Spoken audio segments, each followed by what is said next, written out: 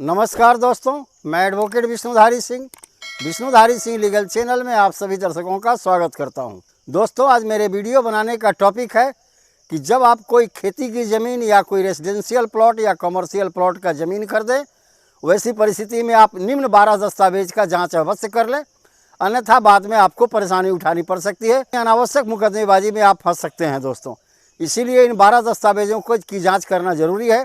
इन 12 दस्तावेजों की अगर आप जांच कर लेंगे तो निश्चित तौर पर माने आपको किसी भी तरह का ज़मीन बेचने वाले से फ्रॉड नहीं होगा और आप ज़मीन पाक साफ खरीदेंगे और निश्चिंत होकर रहेंगे दोस्तों। तो आइए दोस्तों, आज आपको हम कानून के माध्यम से बताते हैं या समझाने का प्रयास करते हैं वह 12 दस्तावेज कौन कौन सा है जिसके आधार पर आप किसी भी ज़मीन को, जो साफ़ सुथरा ज़मीन है, उसे आप खरीद सकें। पहला डॉक्यूमेंट है दोस्तों विक्रेता का, ज़मीन विक्रेता का टाइटल दस्तावेज। दोस्तों, टाइटल दस्तावेज दो तरह के होते हैं। एक तो खतियान, यानी खतियानी होल्डर होते हैं जिनके नाम पर खतियान होता है, उनके ज़मीन माना जाता है दोस्तों। एक होता है दोस्तों सेल डीड या डीड ऑफ गिफ्ट या विल। ज़मीन दो तीन तरह से प्राप्त होते हैं, खतियान से भी होते हैं, या खतियान होल्डर या उनका वारिसान किसी को बेच दिया या किसी को दान दे दिया या किसी के नाम पर विल कर दिया। वैसी परिस्थिति में sale deed, registry deed of gift, registered will, इन सबों के द्वारा भी ज़मीन आप प्राप्त करते हैं दोस्तों। तो इन सभी दस्तावेज़ों का जाँच करना आपके लिए ज़रूरी है अगर कोई ज़मीन खरीदने जाएं तब।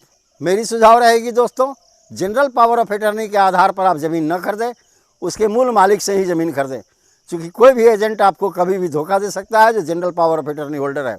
आप उससे बातचीत ज़रूर करें, लेकिन उससे आप कहें कि आप अपने ज़मीन के मूल मालिक को बुलाइए और उससे हमारा रजिस्ट्री करवाइए। दूसरा है दोस्तों चैनल डॉक्यूमेंट। चैनल डॉक्यूमेंट का मतलब हुआ दोस्त, जैसे ज़मीन विक्रेता के पास रजिस्ट्री है या डीड ऑफ विल है या डीड ऑफ गिफ्ट है दोस्तों। ऐसी परिस्थिति में उसके दस्तावेज को आप देखेंगे तो पाएंगे कि ये उसका रजिस्ट्री कराया हुआ है, लेकिन जिसने बेचा उसे, क्या उसका वास्तव में टाइटल उस पर था? यानी ज़मीन जिस विक्रेता जिससे आप खरीदने जा रहे हैं, जिसके पास रजिस्टर्ड सेल डीड है, डीड ऑफ गिफ्ट है या डीड ऑफ विल है, उन सबों को चैनल बना कर देखें कि इसके विक्रेता खतियान से जुड़े हुए हैं कि नहीं।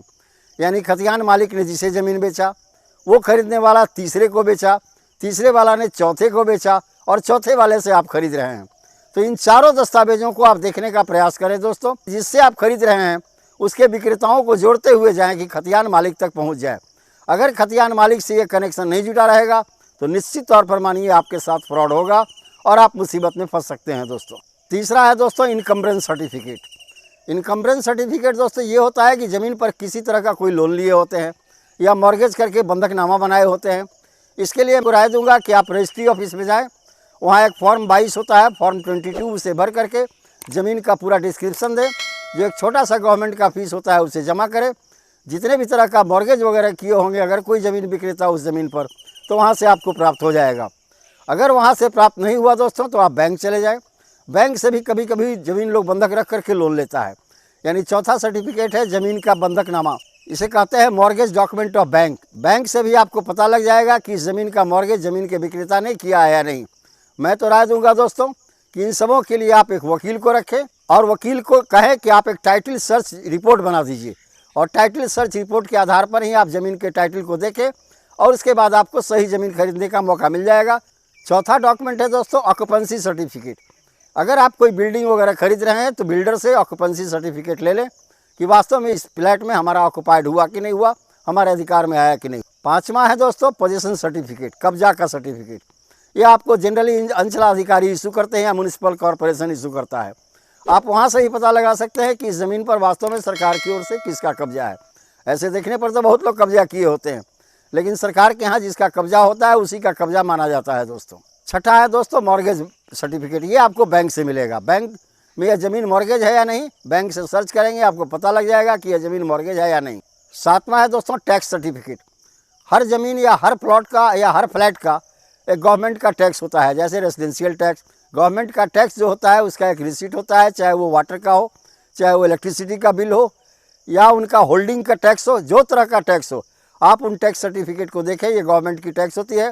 इससे भी आपको पता लग जाएगा कि वर्तमान में इस ज़मीन पर कौन मालिकाना हक के रूप में रह रहा है। आठवां है दोस्तों यूटिलिटी बिल, उपयोगिता प्रमाण पत्र। आप यूटिलिटी बिल को भी आप अपने सप्लायर से यानी ज़मीन विक्रेता से ले सकते हैं या फ्लैट विक्रेता से ले सकते हैं। यूटिलिटी बिल के अनुसार भी आप ज़मीन के उपयोग करने के या फ्लैट के उपयोग करने के अधिकारी हो जाएंगे। नौवां है दोस्तों कार अलॉटमेंट सर्टिफिकेट।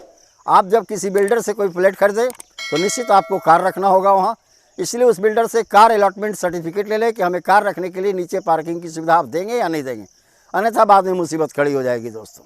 10वां है दोस्तों म्यूटेशन जमाबंदी। हर ज़मीन का या हर फ्लैट का जमाबंदी होता है दोस्तों। ये जनरली अंचलाधिकारी या म्यूनिसिपल ऑफिस के कार्यालय में होता है, यानी ज़मीन पहले किसके नाम पर था और बाद में ट्रांसफ़र होकर किसके नाम पर गया, इन सारी चीज़ों का वर्णन म्यूटेशन में होता है दोस्तों। इसे कहते हैं दाखिल खारिज। या तो ये तहसीलदार या सर्किल ऑफिस में मिलेगा या फिर म्यूनिसिपल कॉरपोरेशन के ऑफिस में मिलेगा, अगर शहर में आपका ज़मीन या फ्लैट है तब दोस्तों। उसके बाद है दोस्तों कन्वर्जन सर्टिफिकेट। दोस्तों आप जानते हैं एग्रीकल्चर लैंड पर आप कोई कमर्शियल काम नहीं कर सकते। एग्रीकल्चर लैंड सिर्फ खेती के लिए होता है दोस्तों, इसीलिए इसका टैक्स भी कम होता है। अगर आप उस पर कोई कमर्शियल कम्प्लेक्स बनाना चाहते हैं या उस पर आप कोई भवन बनाना चाहते हैं या उस पर आप इंडस्ट्री बनाना चाहते हैं, उद्योग स्थापित करना चाहते हैं, वैसी स्थिति में आपको म्यूनिसिपल कॉरपोरेशन से ज़मीन के कन्वर्सन का सर्टिफिकेट लेना होगा। यानी ज़मीन की उपयोगिता जो पहले साधारण ज़मीन था, खेती की ज़मीन, उसे बदल करके रेजिडेंशियल कर दिया गया या उसे बदल के इंडस्ट्रियल कर दिया गया या उसे बदल के कॉमर्शियल कर दिया गया। अगर यह प्रमाण पत्र आपको नहीं है तो निश्चित तौर पर माने आप बाद में चल के मुसीबत में फंस सकते हैं। तो दोस्तों आप देखें कि उपरोक्त इन सभी 12 दस्तावेज़ों को अगर आप चेक करेंगे तो निश्चित तौर पर भविष्य में किसी भी तरह का नुकसान होने की संभावना आपको नहीं रहेगी, यानी किसी तरह से आप इस मुकदमेबाजी में नहीं फंसेंगे।